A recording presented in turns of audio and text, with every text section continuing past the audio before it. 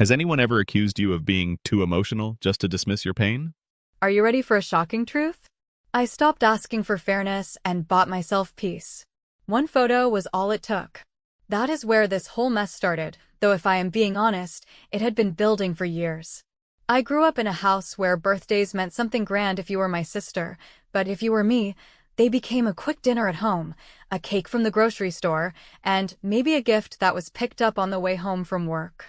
At first, I told myself it was because she was younger, because she was the one who still lived at home when I was already away at college, because maybe timing just never worked out. But as the years went on, the pattern became impossible to ignore. Emily got ballrooms, limousines, elaborate dinners with relatives flying in from other states. I got forgotten. I was the afterthought who got told we would do something next time, and next time never came. This year, it happened again, only worse.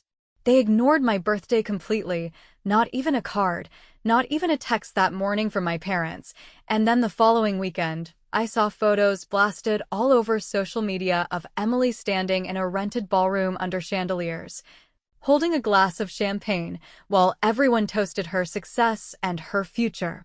My birthday was 3 days earlier. Nobody mentioned me. Not once. I scrolled through the posts, saw my relatives smiling and tagging each other, and I realized I had to stop pretending that silence was dignity. So I did something different. My company gives year-end bonuses, and instead of saving it, instead of paying down bills like I usually do, I booked myself a desert getaway. Not fancy, not 5-star, but peaceful and far away from everyone who forgot me. It was my way of buying back the time and acknowledgement I never got at home. I packed light, got on a plane, and when I checked into my little hotel, I finally exhaled. For once, I was not waiting for anyone to remember me. I was remembering myself. Now here is the part that made everything explode. I took one photo. Just one. I was sitting outside, holding a drink, smiling faintly. Nothing extravagant, nothing posed like some influencer ad, just proof that I was alive and doing something for myself. I posted it on my social media with a caption that said, "Sometimes you stop waiting for celebrations and make your own." I put my phone down and didn't think much of it. I was proud of myself for doing it, not ashamed. Within an hour, my notifications blew up. First came the text from Emily, "Wow, passive-aggressive much?" Then my mom, "Why would you post something like that when your sister just had her big night?" My dad chimed in, "We do not air family business online." And then, like a dam breaking, the family group chat started. Cousins, aunts, even people who never wished me a happy birthday suddenly had energy to call me selfish, ungrateful, immature, and this one made me laugh, attention-seeking. Apparently, renting a ballroom to celebrate one child was fine, but posting one photo of yourself drinking a margarita in the desert was a public scandal. I stared at the screen in disbelief. The same people who ignored me year after year were now furious that I dared to acknowledge my own existence. The hypocrisy was so thick it was almost funny. But here is where the shift happened. Instead of firing back with anger, instead of crying or deleting the post, I decided to do something different. I opened my laptop, pulled up my personal folder, and clicked on the spreadsheet I had been keeping for years. It started out as just my way of keeping track of my contributions, things like covering part of the catering for Thanksgiving, or buying extra chairs when Emily wanted a bigger bridal shower, or pitching in for plane tickets so my parents could visit her after her engagement. Every year I told myself it was just family, that I should not expect reimbursement, that it was just easier to handle things myself. But when I added it all up, the totals were not small. I had spent thousands over the years making sure other people were celebrated, while my own milestones were skipped. I highlighted the whole sheet, exported it as a PDF, and sat there for a moment, wondering if I would actually have the guts to send it. Then my phone buzzed again, Emily writing, "You are embarrassing us." That was it. That was the final push. I opened the group chat, scrolled past all the angry comments, and wrote, "I am not going to argue about this anymore. Attached are the receipts from the last 5 years. Read them, then tell me again how selfish I am." And I sent the file. Just like that. No yelling, no tears, no desperate attempt to defend myself. Just numbers, dates, and receipts. The chat went dead silent. 10 minutes passed, then 20, then 30. Finally, one cousin responded, "Damn." That was all.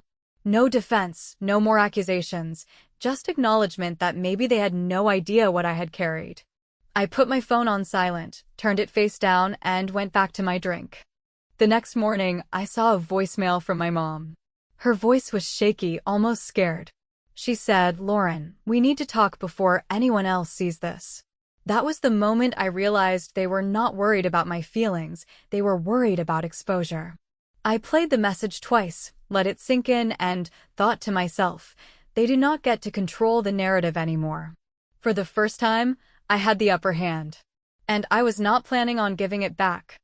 That was the beginning of everything that came after, the policies, the boundaries, the truth that would come out about where my college fund really went.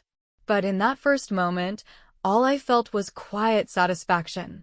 I had finally found a way to stop begging for fairness and start demanding it, and I did not even have to raise my voice. One photo, one file, and suddenly the balance of power shifted. And I was just getting started. When I flew home from the desert and walked into my parents' kitchen for the talk my mother insisted we have, before anyone else sees this, I had already decided that I would not cry.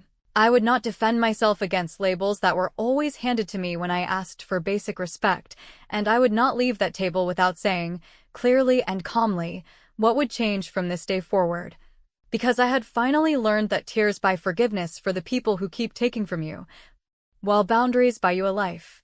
My mother opened with a familiar script about tone and timing and how family should solve things privately, which would have sounded noble if it had not been the same line she used every time I asked why another of my birthdays had been pushed aside for something Emily could not move.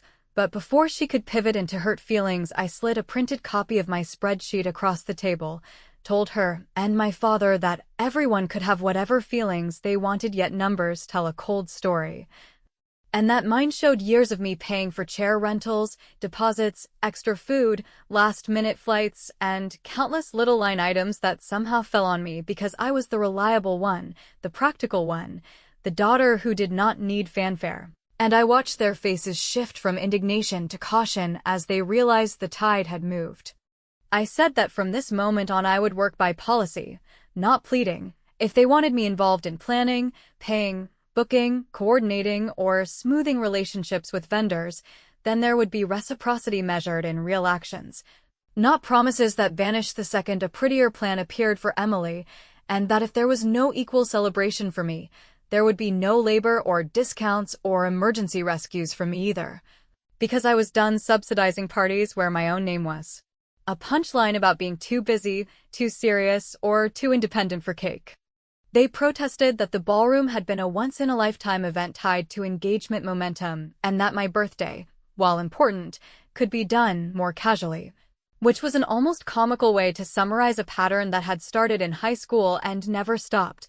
So I asked a single direct question to cut through the fog. Would there be a real plan to celebrate me this month, yes or no? And I reminded them that a real plan has a date, a place, and a budget attached to it, not a vague "we will make it nice soon," and after a long silence my father said something about logistics while my mother asked whether I would consider letting Emily keep the vendor pricing I had negotiated, because changing things now would cause fees and embarrassment. For a second I felt that old tug in my chest, the one that says you are the big sister, you are the competent one, do the generous thing and smooth it over, only this time I let the tug pass. And I explained that the pricing existed because of my relationships, my reliability, and my reputation for paying on time and not micromanaging professionals, and that since those favors had never been reciprocated with a single thoughtful celebration of my own, I was withdrawing my name and my discounts from the project, and I would notify vendors that all decisions and fees would be directed to the actual client, which was Emily and her fiancé, not me. Emily walked in midway, saw the papers, and tried the tactic that usually put me on the defensive by saying that my desert photo was humiliating because it made it look like the family had forgotten me. And before I could even answer, she added that my spreadsheet was petty accounting, which might have stung once. But instead, I took a breath and told her that adulthood is petty only to people who benefit from not counting. That my photo was honest rather than cruel because I wrote no names and threw no punches, and that the humiliation she felt was not a wound I inflicted, but a mirror she did not like, because the reflection looked a lot like a ballroom.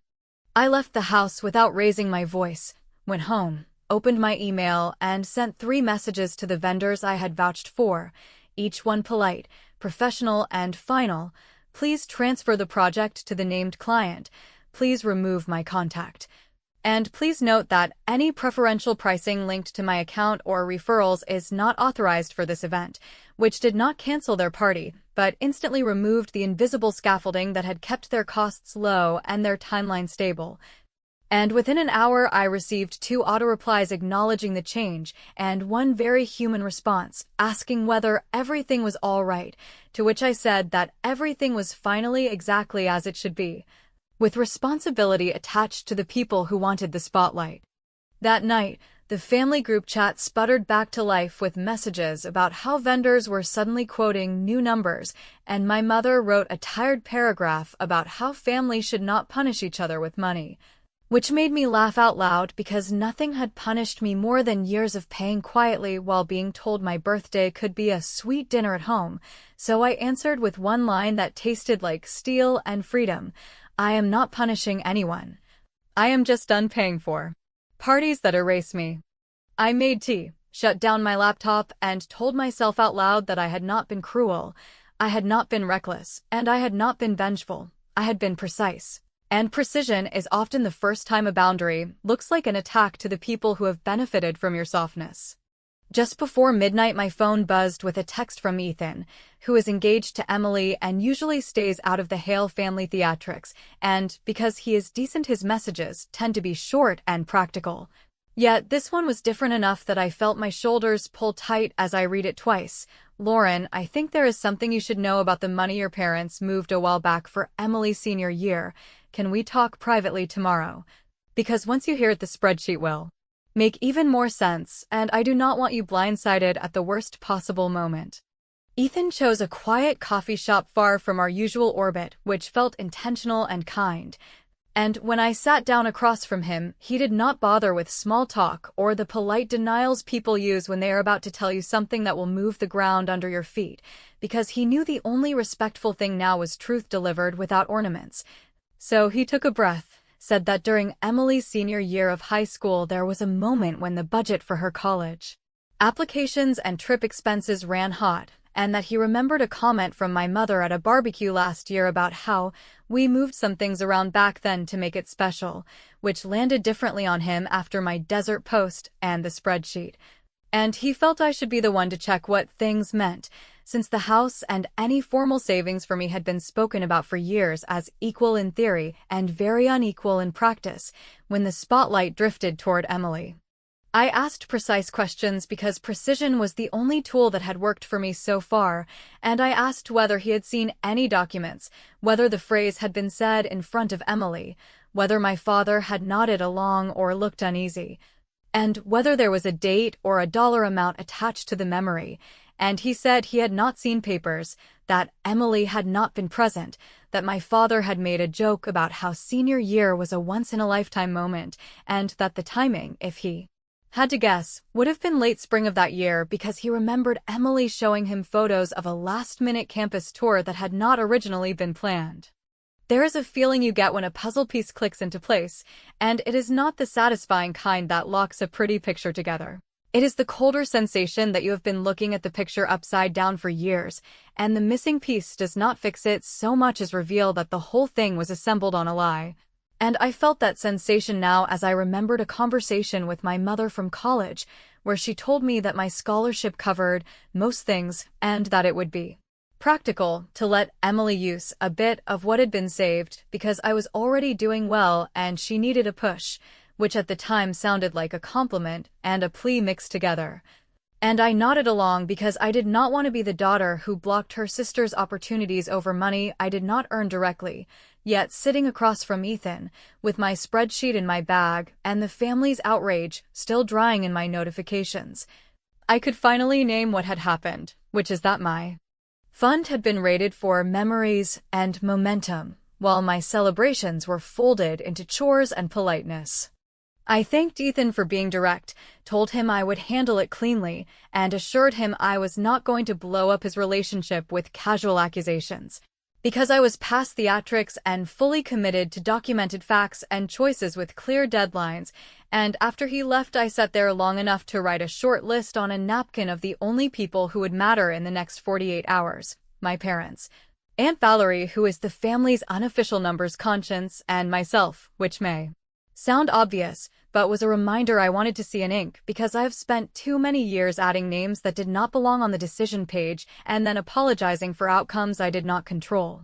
That afternoon, I pulled transcripts from the old email account I used in college, found a string where my mother congratulated me on a scholarship bump and mentioned that the family might redirect part of the original savings to help Emily with school-adjacent costs, and although the message was wrapped in the kind of proud tone any daughter would want to keep framed, there it was, the phrase that authorizes 1,000 tiny thefts, sitting in black and white like a smile with teeth. So I downloaded the file, exported my spreadsheet with a separate tab that summarized every category I had covered for the family in the last 5 years, and drafted a letter that did not accuse anyone of crimes or immoral acts, but did describe a set of facts and a fork in the road that would produce resolution without screaming.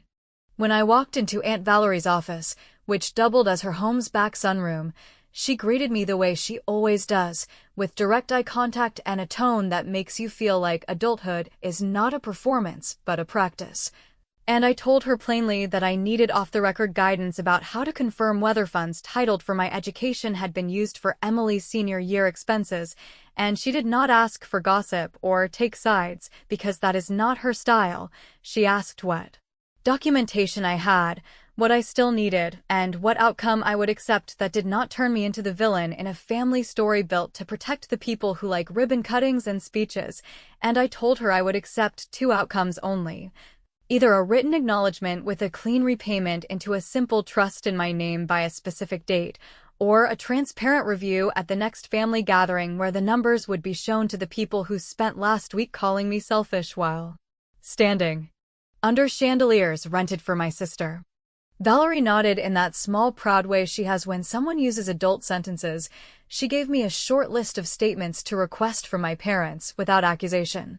And she reminded me to keep the tone medicinal rather than punitive, because medicine has a way of working even when it tastes bitter, whereas punishment tends to breed drama that feeds itself for years.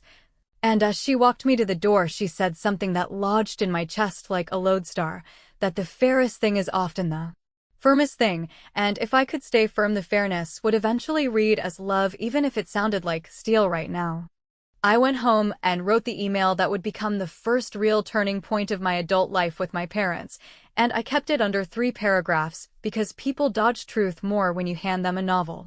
I laid out that I had documentation suggesting funds intended for my education were redirected during Emily's senior year, that I was requesting confirmation and a specific dollar amount so we could resolve this privately with dignity, and that I was offering a simple choice: either acknowledgement and repayment into a basic trust by a date 2 weeks from today, or a full numbers review led by Aunt Valerie at the family reunion, with me stepping back from opinion and allowing documents to speak. And I closed by saying that I loved them enough to stop keeping their secrets at the expense of my own dignity, which is a sentence I wish I had learned to say a decade ago. I hit send, closed my laptop, and took a slow breath that felt like a bridge burning behind me and a road opening in front of me, and for a moment the silence felt like relief rather than loneliness, until my phone buzzed with a message from my father that said, in the clipped tone he uses when he wants to reassert the hierarchy without discussing the content, that I was misunderstanding things and that they would handle it their way, followed, minutes later, by an email forward from Aunt Valerie with a draft repayment schedule attached and the subject line, "They offered this, your call."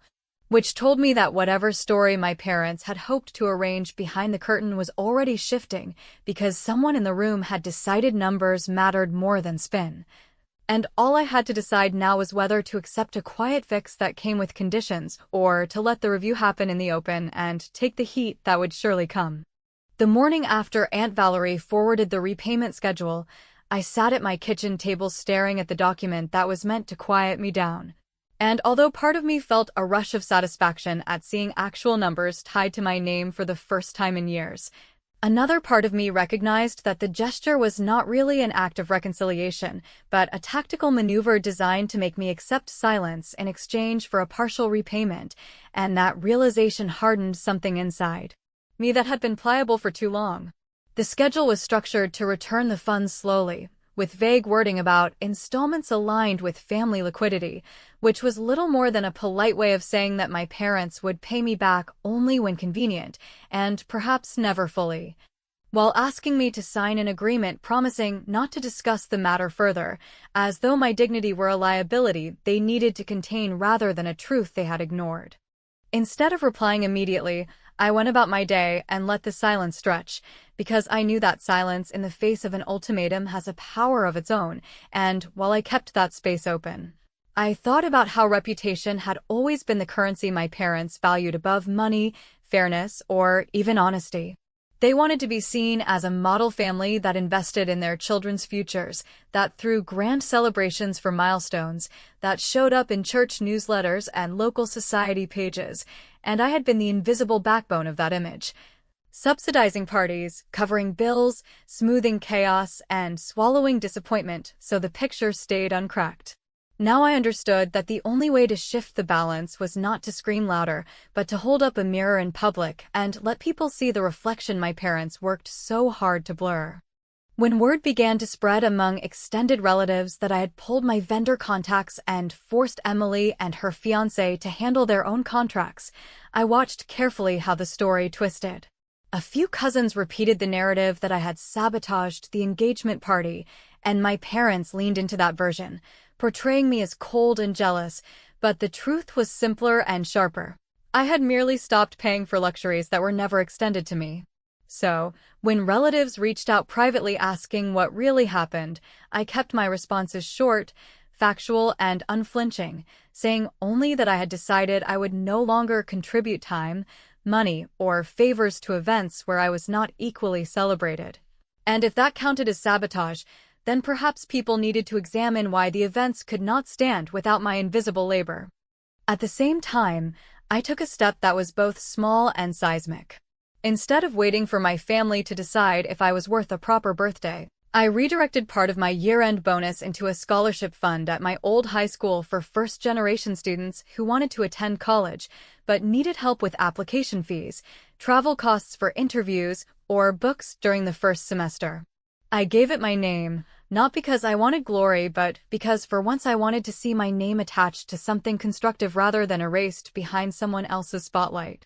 When I announced it to the school foundation, they thanked me warmly and offered to list me as a founding donor, and for the first time in my adult life, I felt a sense of celebration that was not borrowed or conditional, but tied directly to my choices and my worth. When I shared news of the scholarship in the family group chat, I wrote a message that was measured but deliberate, since birthdays for me have always been treated as something practical rather than ceremonial. I decided to channel that practicality into something with lasting impact. This fund will carry my name and will support students who remind me of myself, capable, hardworking, but overlooked when others drew more attention. I did not accuse, did not point fingers, and yet I knew that every line landed like a blade, because it was impossible to miss the implication that my family had overlooked me in the same way institutions overlook students who deserve better. The responses arrived quickly and predictably. Emily accused me of trying to make her look shallow by setting up something that sounded noble right in the middle of her engagement season.